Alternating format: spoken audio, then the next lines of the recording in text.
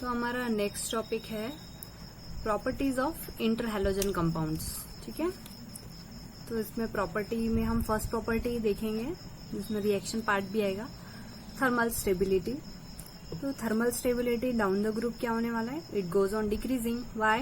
Because size goes on increasing, तो therefore less energy will be required to break a bond.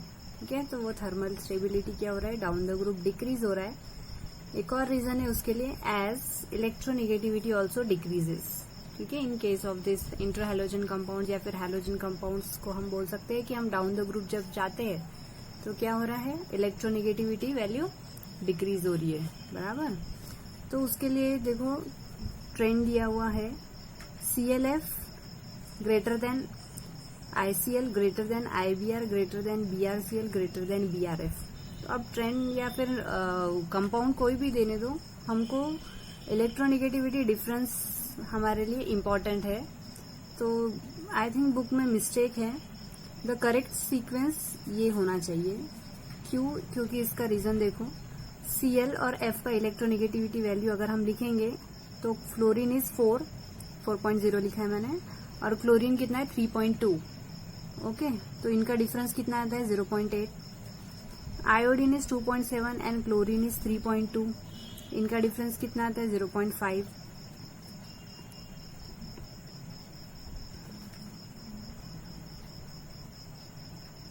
और iodine और bromine का देखते हैं तो इनका डिफरेंस कितना आता है, आयोडीन अगेन 2.7 और ब्रोमीन 3, तो 0.3।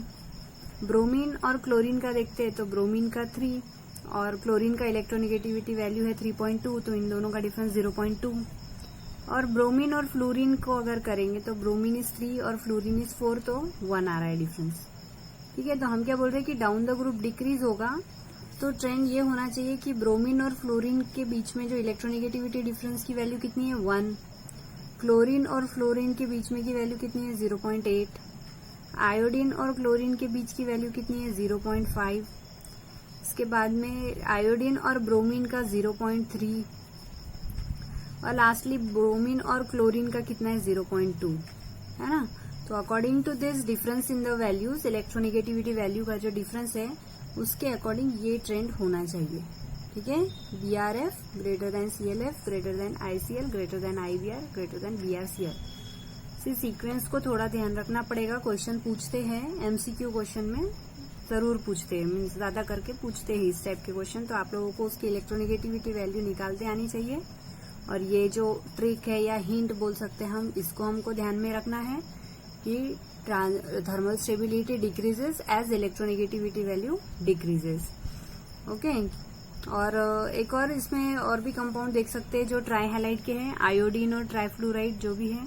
अगर ट्राईफ्लोराइड भी है तो देखो फ्लोरीन फ्लोरीन कॉमन है, तो फ्लोरीन का तो 4 ही होने वाला है।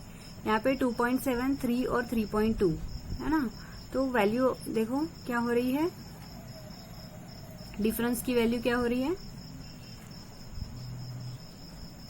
वो भी डिक्रीज हो रही है। देखो 2.7 माइनस 4 कितना होता है 1.3, और ये तो 1 हो गया 3 माइनस 4, और ये कितना हो गया 0.8, है ना। सब माइनस में ही है वैल्यू, पर ठीक है, तो वैल्यू जो है वो कितनी कैसा हो रहा है, लेस होते जा रहा है। ओके, तो एक और रीजन इसमें हम ऐड कर सकते हैं, जब ट्राईहैलाइड है तो more is the electronegativity difference, so bond will be strong and so more energy will be required to break a bond, है ना। तो ये हम तीनों चीजें कनेक्ट कर सकते हैं कि थर्मल स्टेबिलिटी प्लस इलेक्ट्रोनेगेटिविटी और बॉन्ड ब्रेक करने के लिए लगने वाली जो एनर्जी है वो कैसी रहेगी करके, ये हमको तीनों चीजों को रिलेट करना है। घुमा फिरा के कोई भी क्वेश्चन पूछ सकते हैं, they can ask anything related to this.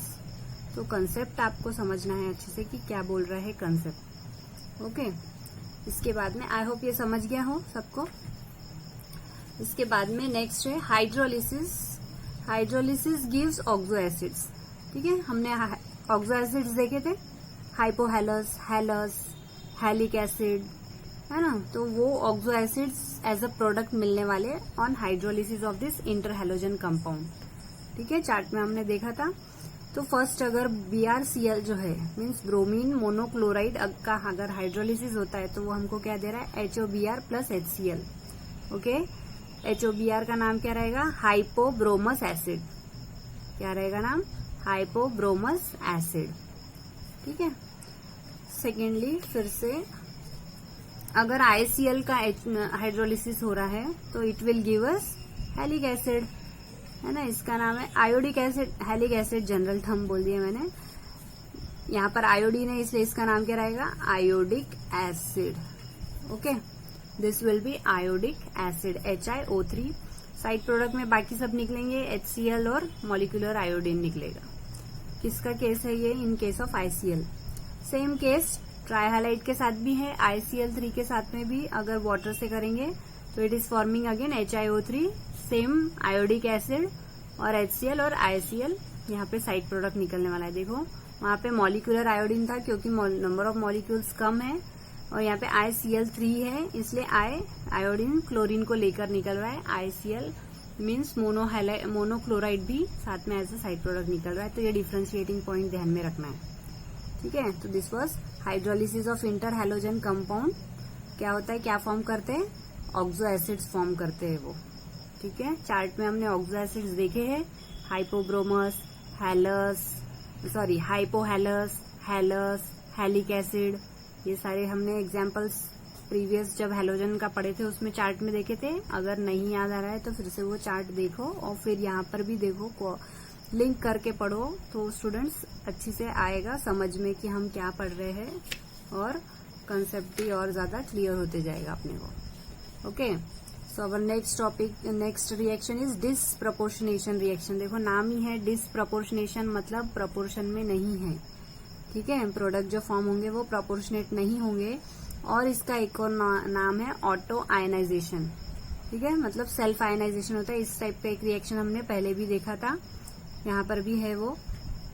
जैसे कि अगर ब्रोमीन मोनोफ्लोराइड का अगर रिएक्शन हो रहा है तो इट अंडरगोज ऑटो आयनाइजेशन, जिसमें मॉलिक्यूलर ब्रोमीन बनता है और ब्रोमीन पेंटा फ्लोराइड बनता है। ठीक है, रिएक्शन को बैलेंस करना पड़ेगा। 5 और ये 4 और ये 5, तो यहाँ 5 लिख देंगे हम। ठीक है, तो Br5 मतलब ब्रोमीन मोनोफ्लोराइड क्या फॉर्म करते हैं, ब्रोमीन और ब्रोमीन पेंटा फ्लोराइड फॉर्म करते हैं। देखो ये टू मॉलिक्यूल्स ऑफ ब्रोमीन है और ये 1 मॉलिक्यूल ऑफ ये मोनोहैलोजन है, मतलब कि जो प्रोडक्ट बन रहा है उनका रेशियो कैसा है, डिसप्रपोर्शनेट है। ओके, सिमिलरली अगर क्लोरीन ट्राइफ्लोराइड अगर हम लेते हैं तो देखो ऑटो आयनाइजेशन हो रहा है, ClF2 पॉजिटिव और ClF4 नेगेटिव, इस टाइप के 2 कंपाउंड्स बन रहे हैं। तो एक कटायन और एक अनायन बन रहा है। ओके, सिमिलरली ICl3 का अगर 341 केल्विन पे हीट करते हैं तो इट फॉर्म्स ICl, मतलब आयोडीन मोनोक्लोराइड, और मॉलिक्यूलर क्लोरीन निकलता है। ठीक है, तो दिस वाज डिसप्रपोर्शनेशन और ऑटो आयनाइजेशन रिएक्शन, जिसमें हमने दोनों टाइप देखा है। ये डिसप्रपोर्शनेशन का एग्जाम्पल होगा, ये ऑटो आयनाइजेशन के एग्जाम्पल्स होंगे। ओके, इसके बाद में हम देखेंगे फ्लोरिनेशन। ठीक है, फ्लोरिनेशन FLOU होना चाहिए वो। फ्लोरिनेशन रिएक्शन में क्या होगा, फ्लोरिनेटिंग एजेंट के जैसे एक्ट करेगा फ्लोरीन, तो किसके साथ रिएक्ट कर रहा है, देखो U stands for uranium. Okay, uranium is radioactive, तो वहां पर for as a fluorinating agent तो कौन सा कंपाउंड लेने वाले हैं, क्लोरीन ट्राइफ्लोराइड लेंगे हम। तो क्या बनाएगा ये, यूरेनियम के साथ में रिएक्ट करके यूरेनियम हेक्साफ्लोराइड लिक्विड के फॉर्म में प्लस क्लोरीन मोनोफ्लोराइड गैस के फॉर्म में निकलेगा। Okay, as a fluorinating agent के तौर पे ये काम करता है। कौन, फ्लोरीन।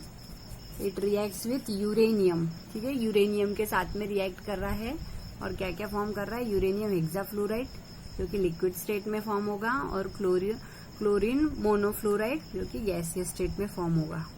ठीक है, इंपॉर्टेंट रिएक्शन है, पूछते हैं ये फ्लोरीन का एज अ फ्लोरिनेटिंग एजेंट के तौर पे कैसे यूज होता है। तो यहाँ पे ये रिएक्शन हमने देखी, सिंपल रिएक्शन है। इसके बाद में एडिशन अक्रॉस ओलेफिन्स। अब सब लोगों ने ओलेफिन्स का नाम तो सुना ही होगा। ओलेफिन्स मतलब कौन से रहेंगे, अनसैचुरेटेड कंपाउंड रहेंगे, जो कि कैसे रहेंगे, जिसमें क्या रहेगा, अनसैचुरेटेड कंपाउंड जिसमें डबल बॉन्ड रहने वाला है ना, ऑर्गेनिक में पढ़ रखा है। तो डबल बॉन्डेड फर्स्ट मेंबर कौन सा है, CH2 is nothing but your ethene.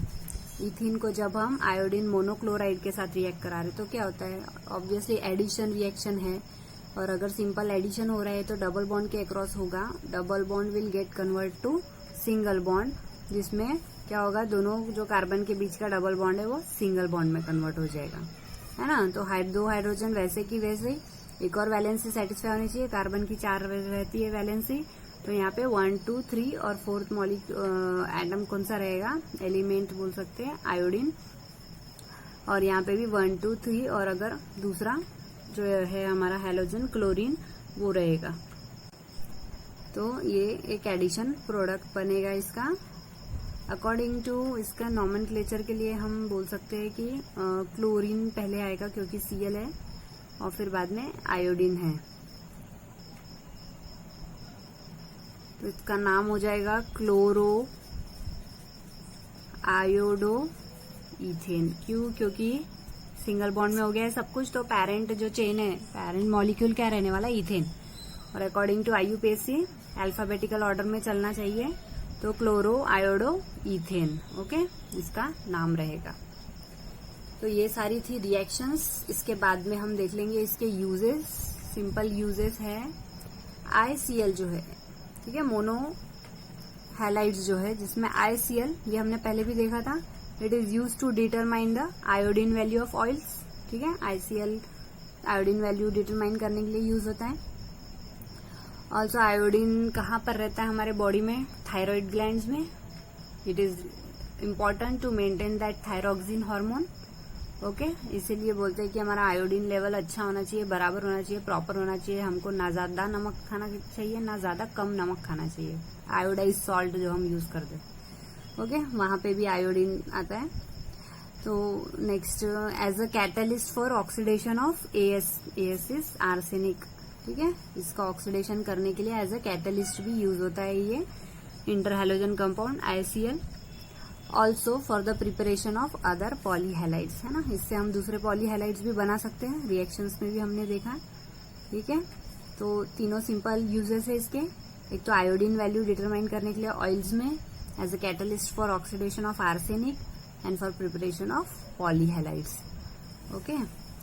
Next है, अगर ट्राई हैलाइड्स है उनके क्या है uses, for the preparation of polyhalides, इसका भी वही सेम, दोनों भी दूसरे पॉलीहैलाइड्स बना सकते हैं ना, ट्राईहैलाइड से हम पेंटाहैलाइड बना सकते हैं, हेप्टाहैलाइड बना सकते हैं। एज अ फ्लोरिनेटिंग एजेंट बराबर है ClF3, अभी हमने डिस्कस किया था, is used as a fluorinating agent, किसके साथ रिएक्ट करता है, यूरेनियम के साथ में, और UF6 बनाता है, वहां पर क्या यूज है उसका, as a fluorinating agent, and as a non aqueous solvent, ठीक है, as a non aqueous solvent के तौर पे भी ये ट्राईहैलाइड्स का यूज होता है, ठीक है। तो this were all uses of halogen, interhalogen compounds. इसके बाद में हम देख लेंगे कुछ कंपाउंड्स, इंटरहैलोजन कंपाउंड्स, इनके स्ट्रक्चर। इनके स्ट्रक्चर में देखो, फर्स्ट मॉलिक्यूल बहुत सिंपल है, ICl, 2 ही एटम्स है तो obviously they will be linear, और उनके बीच में हाइब्रिडाइजेशन कौन सा रहेगा, sp, नाम क्या रहेगा, देखो नाम भी देखते जाएंगे, आयोडीन मोनोक्लोराइड, ओके, मैंने बहुत बार रिपीट कर लिए नाम, बट फिर भी as a revision, iodine monochloride, देखो आयोडीन और क्लोरीन का लीनियर रहेगा, क्लोरीन के पास कितने लोन पेयर रहने वाले, 3, है ना, क्योंकि वैलेंस शेल में पूरे टोटल ऑक्टेट कंप्लीट होना चाहिए, पर 3 लोन पेयर ऑफ इलेक्ट्रॉन रहेंगे, मतलब टोटल 6 इलेक्ट्रॉन, एक क्लोरीन के पास 7 और ये 8, वैसे ही सेम ये क्लोरीन के पास भी 1, 2, 3, 4, 5, 6 एंड 7, वैलेंस शेल में 7 इलेक्ट्रॉन तो होते ही है, और ये 8 ऑक्टेट, इस तरीके से क्लोरीन भी कंप्लीट करेगा, ये भी करेगा और ये भी करेगा, ओके। तो इस तरीके से ये लोग अपना ऑक्टेट कंप्लीट करेंगे और एक लीनियर स्ट्रक्चर बनाएंगे, ओके।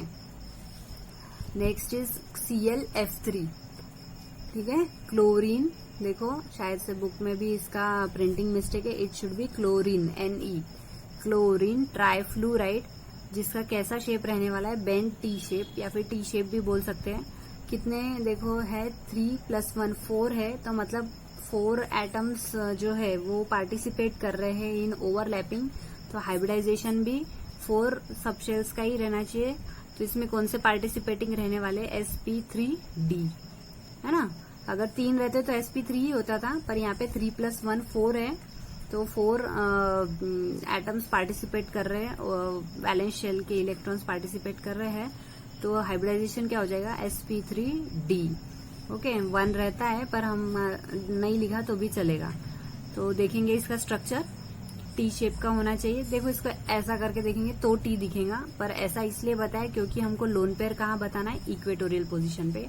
इसके पहले के स्ट्रक्चर्स में भी मैंने आप लोगों को बताया है कि लोन पेयर हमेशा इक्वेटर पे रहेगा और एक्सियल पोजीशन पे क्या रहने वाले हैं, मोर इलेक्ट्रोनेगेटिव एलिमेंट रहने वाला है। तो यहाँ पर फ्लोरीन इज मोर इलेक्ट्रोनेगेटिव, तो वो कौन सा पोजीशन एक्वायर करेगा, एक्सियल। तो दोनों एक्सियल पोजीशन फ्लोरीन ने एक्वायर कर लिया।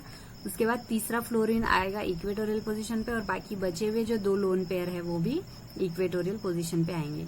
इसका इतना डिटेल हाइब्रिडाइजेशन का पार्ट दिया हुआ नहीं है, इसलिए हम लोग नहीं ले रहे हैं, हम सिर्फ डायरेक्ट स्ट्रक्चर की तरफ जाएंगे। ठीक है, वैलेंस शेल में कितने इलेक्ट्रॉन्स रहने वाले हैं, देखो 1 2 3 4 5 6 7 और जो शेयरिंग में जा रहे हैं और जो शेयरिंग करके पूरा ये अपना ऑक्टेट कंप्लीट करते हैं। ठीक है, 7 इलेक्ट्रॉन तो है ही सही इनके इसमें, पर एक एक इलेक्ट्रॉन ये शेयर कर रहे हैं।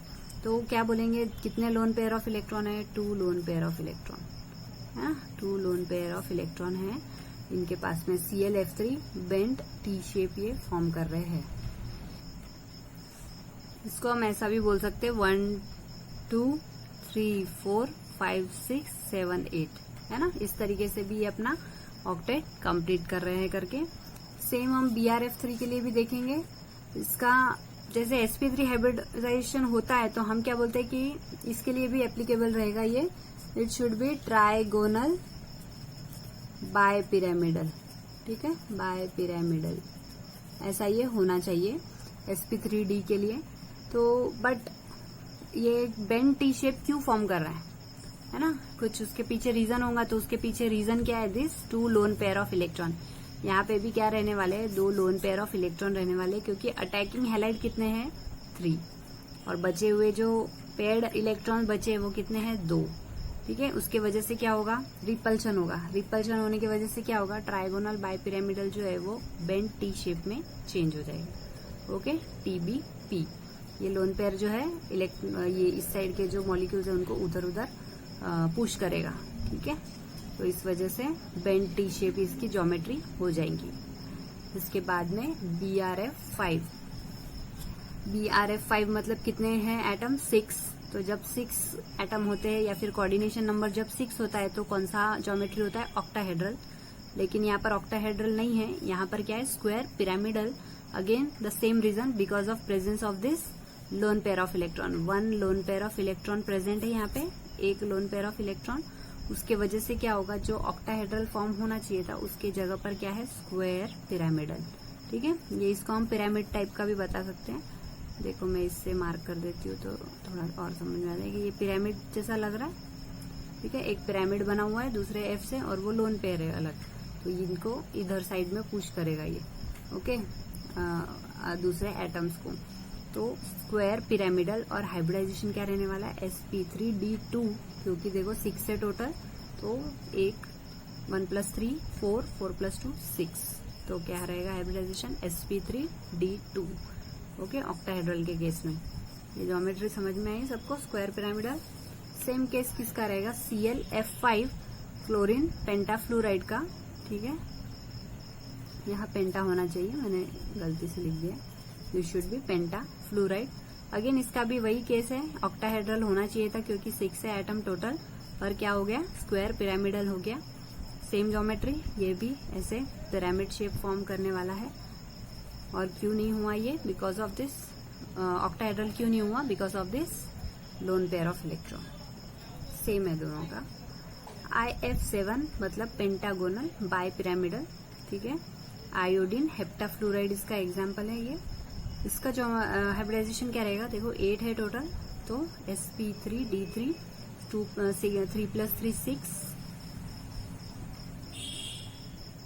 3 6 और ये 7। ठीक है, तो आयोडीन इसमें sp3d3 ही रहेगा।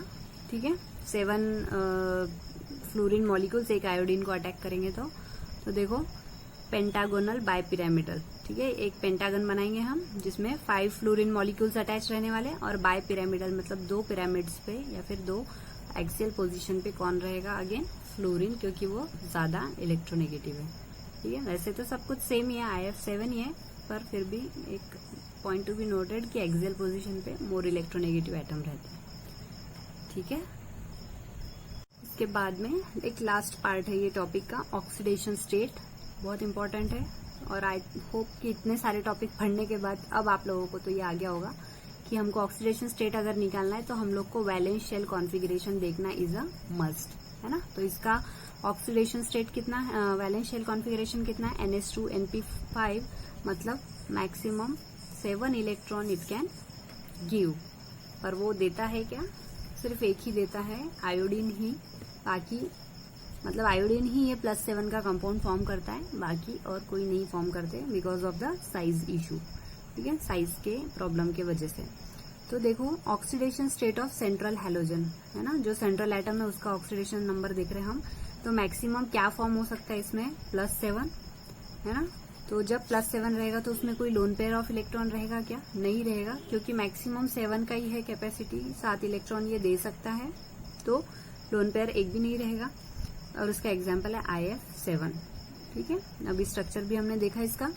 इसके बाद में अगर ऑक्सीडेशन स्टेट +5 है, तो अभी हमने देखा कि अगर +5 अगर है सेंट्रल एटम, मतलब इसका एग्जाम्पल हमने देखा ClF5 वगैरह, है ना, BrF5 वगैरह। तो इस टाइप में यहाँ लिखे एग्जाम्पल ClF5, BrF5, IF5। तो क्या होगा, सेंट्रल एटम क्या है, क्लोरीन, तो इसका ऑक्सीडेशन स्टेट कितना रहेगा, +5। यहाँ ब्रोमीन का +5, यहाँ आयोडीन का +5। तो जब +5 हो गए, लेकिन टोटल इलेक्ट्रॉन कितने हैं, 7, तो number of lone pair electron कितने रहेंगे, 1, है ना। 2 जो इलेक्ट्रॉन बचेंगे वो पेयर में हम गिनेंगे तो कितना रहेगा, 1 लोन पेयर ऑफ इलेक्ट्रॉन रहने वाला है। सिमिलरली अगर +3 ऑक्सीडेशन स्टेट है, जैसे कि ClF3 में, तो अगर सेंट्रल एटम का यहाँ Cl का +3 है, यहाँ Br का +3 है, यहाँ आयोडीन का +3 है, तो यहाँ I2Cl6 ये डाइमर के फॉर्म में एग्जिस्ट करता है, इसलिए, वरना ये ICl3 ही था, पर ये इसका क्या है, डाइमर है। ठीक है, डाइमर मतलब I2Cl6 डबल है उसका, वो डाइमर के फॉर्म में, वो स्टेबल फॉर्म में रहता है, इसलिए I2Cl6 लिखा है। तो इस टाइम पे इसके बचे हुए इलेक्ट्रॉन्स कितने रहेंगे, loan pair of electron, 2 loan pair of electron रहने वाले, है ना। 7 में से अगर 2 लोन पेयर मतलब 4 इलेक्ट्रॉन निकाल देंगे तो 2 लोन पेयर रहेंगे। ठीक है, तो ऑक्सीडेशन स्टेट कितना रहने वाला है, +3। और लास्टली अगर ऑक्सीडेशन स्टेट +1 है तो नंबर ऑफ लोन पेयर कितने रहने वाले हैं, 3, बराबर है, क्योंकि मोनो फ्लोराइड्स या मोनो हैलाइड्स बनाने वाले हैं ये सारे कंपाउंड। तो यहाँ पे +1, इसका भी +1, इसका भी +1, इसका भी +1, इसका भी +1 और इसका भी +1 ऑक्सीडेशन स्टेट रहेगा। तो ऑब्वियसली उस टाइम पे लोन पेयर ऑफ इलेक्ट्रॉन बढ़ जाएंगे, ये हमने फर्स्ट केस में देखा था ClF केस में, है ना। तो इस टाइप से इनके कंपाउंड वगैरह फॉर्म होते हैं, तो जिसमें लोन पेयर ऑफ इलेक्ट्रॉन बढ़ जाते हैं। ठीक है, number of lone pair electron बढ़ जाएगा, ऑक्सीडेशन नंबर कम हो जाएगा। ओके, क्योंकि ये बॉन्ड ही तो एक ही साथ बना रहे, तो बाकी बचे हुए इलेक्ट्रॉन क्या फॉर्म करेंगे, लोन पेयर, है ना। तो इस तरीके से +7, +5, +3 और +1 ऑक्सीडेशन स्टेट ये कंपाउंड्स फॉर्म करते हैं और अपने इंटर हैलोजन कंपाउंड्स बनाते हैं। ओके, आई होप यहाँ तक समझा है आप लोगों को। Thank you.